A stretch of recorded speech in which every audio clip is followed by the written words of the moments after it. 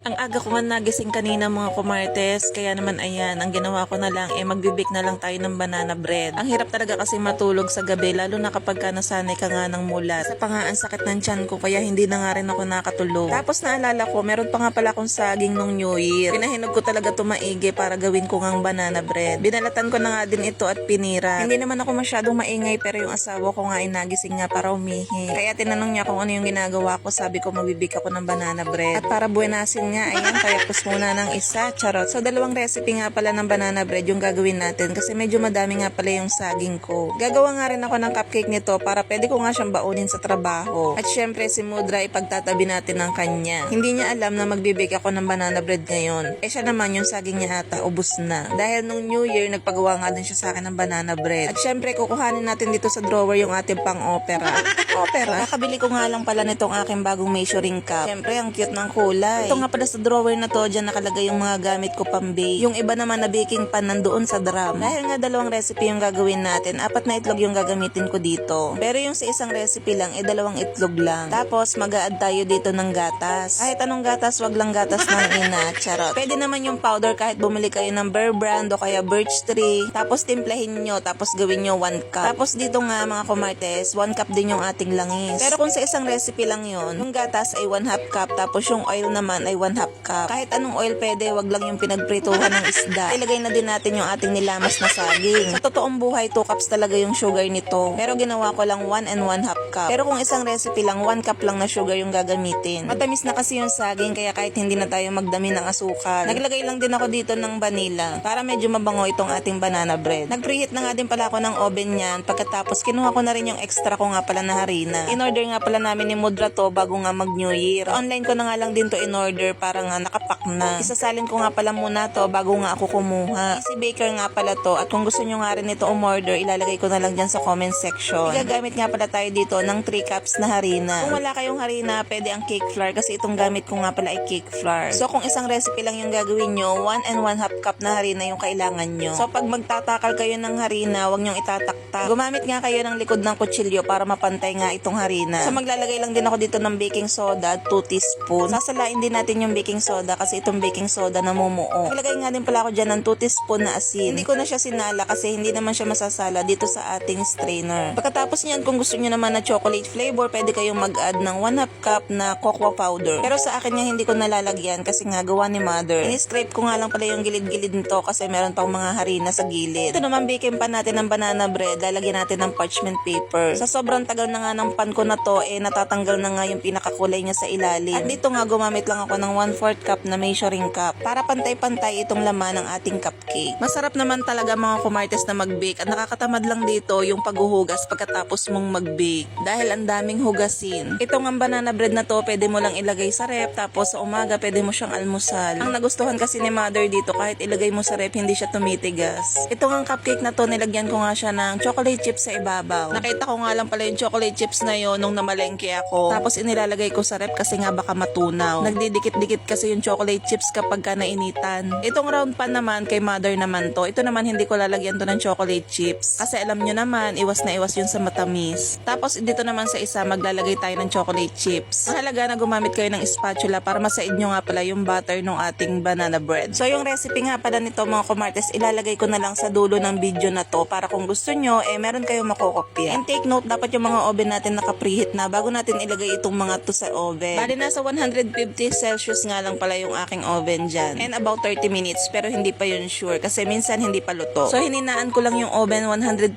lang kasi kapag ka sobrang init, pumuputok yung ibabaw ng banana bread. At habang nag-aantay nga tayo na maluto yung ating banana bread, magdi-devotion muna ako dito. Make it a habit nga pala na mag-devotion tuwing umaga or kapag katutulog kayo. Dati hindi rin ako sanay pero ngayon sanay na ako. Araw-araw ako nakikipag-usap kay Lord na kahit minsan tinatamad ako. So ito nga yung binili kong planner, nilagyan ko siya ng mga stickers na motivation ko sa araw-araw. Para sabi ko nga yung mga pangarap ko na gusto kong ma-achieve ngayong 2026. Gusto kong masabi ko sa sarili ko na deserve ko to kasi pinaghirapan ko to. Meron kasi tayong mga goal ngayon 2026 kaya kung mapapansin nyo mga kumartes, palagi na ako nag-upload ng vlog. So sabi ko sa sarili ko, kailangan kong sipagan ngayong taon. Dahil kung hindi ko sisipagan, walang mangyayari. Kaya nga din bumili ako ng planner para sa araw-araw, magawa ko yung mga dapat kong gawin. Nakalagay doon yung kailangan ko mag-edit ng aking vlog, kailangan ko ako mag-upload ng affiliate na video. Hindi man siya madami na mai-upload sa isang araw, at least kahit isa meron. Tapos dito nga meron akong journal kapag ka nagba-Bible study ako, yung mga interpretation ko dito ko inilalagay. So may mga stickers din yan sa ibabaw, tapos meron mga picture ng pamilya ko sa loob. And ayun nga, ang maging goal ko nga ngayon ay maging consistent sa pag-upload ng mga mini vlog at saka ng mga affiliate videos ko. Hindi man ganun kalaki ang kitaan dito, pagdating naman ng araw, aanihin mo din naman to. Dahil yung mga videos natin na ginawa ngayon, makikita mo na lang, ayun yung nagva-viral. So sabi ko nga kay Lord, kapag kinakausap ko siya, sabi ko, Lord, madami akong pangarap. Lahat yun gusto kong mangyari at matupad. Pero ayun nga, hindi mangyayari lahat yun kung hindi mo sasamahan ng sipag. At ayun nga, sabi ko nga kay Lord, kung hindi man mangyari lahat ng pinapangarap ko, it's not my will but His will be done. But still, patuloy pa rin tayo mangarap at magsipag. Hindi man natin alam kung ano yung magiging future natin sa hinaharap. Ang mahalaga, palagi natin si Lord kasama sa mga hirap natin. At kapag ka nandun na tayo sa tagumpay natin, wag pa rin natin kalilimutan na si Lord pa rin yung kasama natin. Natutuwa din ako kasi sa pagde-devotion kong ito, meron din mga nai-inspire na tao. Alam nyo ba na yung Bible na pinopromote ko dito, wala naman talaga siyang komisyon. Pero kahit wala yun, natutuwa ako kasi nga ang daming bumibili. Merong 4 na check-outan, 3 check-out. Nasabi ko kahit wala siyang komisyon, nakakatuwa kasi may mga nai-inspire tayo. Ito nga palang Bible na gamit ko is yung Tagalog version. Dito nga mas pinadali na yung mga salita sa Bible na madali mo na siyang maiintindihan. Dahil nga din sa Bible na to, dito pa mas lumalim ang pagkilala ko kay Lord. Napamula bata, yung paniniwala ko is mali pala. Bilang Katoliko nga, marami akong pananaw na nabago. Nasabi ko sa sarili ko, pamula pala bata, mali na pala yung pinaniniwalaan ko. At ayun nga, magbibigay ako sa inyo ng example ng paniniwala ko dati. Tapos nabago na siya nung nagbasa na ako ng Bible. Tapos ang isang halimbawa dyan na kapag kamahal na araw, di ba may mga prosesyon? Lagi kami sumasama sa prosesyon noon. Na yung anak ko sakitin pa noon, kaya sabi ko, ang devotion ko noon, sasama ako lagi sa prosesyon para yung anak ko gumaling. Tapos pag nasimba kami sa Dolores noon, yung panyo ipapahid mo doon sa Birheng Maria. As in, lahat yun na bago pamula nung nagbasa ako ng Bible. Na yung mga pinaniniwalaan ko pala dati is maling-mali. Napakalayo sa katotohanan sa nakalagay sa Bible. Dahil nga, ang sabi sa Bible, wag na wag kang sasamba sa mga Diyos-Diyosan, nalikha ng tao. Walang bibig, walang emosyon. Tapos pinaniniwalaan ng mga tao na nakakapagpagaling. So grabe talaga mag-deceive si Satan, no? So meron lang tayong iisang Diyos. He is the Alpha and the Omega, the first and the last. At ayun nga, ang Diyos nga natin ay may 3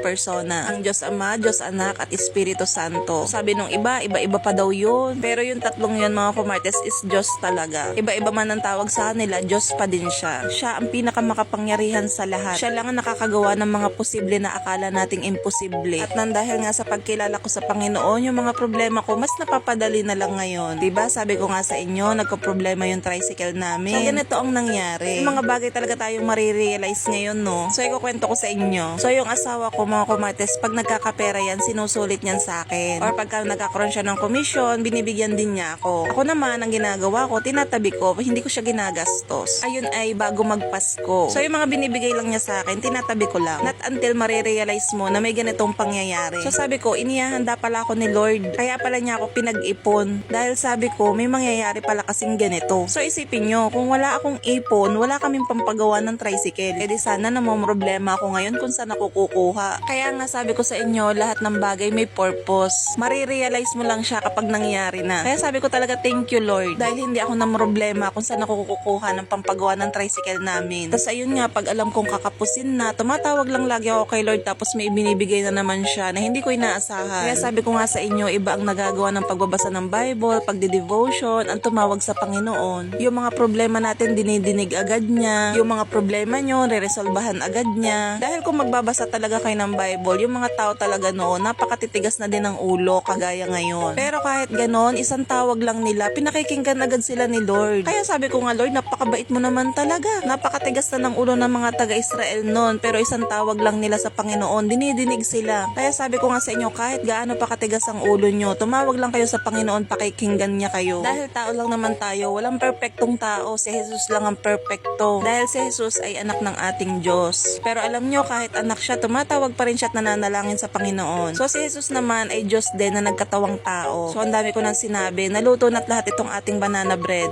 So gusto ko lang din kayong ma-inspire. Mainit-init pa nga itong ating banana bread, mga kumartes. Mabilis nga lang naluto itong cupcake, pero yung dalawang malaki is hindi pa luto. So yung recipe ng banana bread na ito ay makikita nyo na lang sa last video na to. So sana kayo din ay makapagbasa din ng Bible para ma-realize nyo din yung mga yung paniniwala natin na nakasanayan natin nung bata tayo. So ayun lang muna ang ating mini vlog for today's video. Thank you for watching. Bye!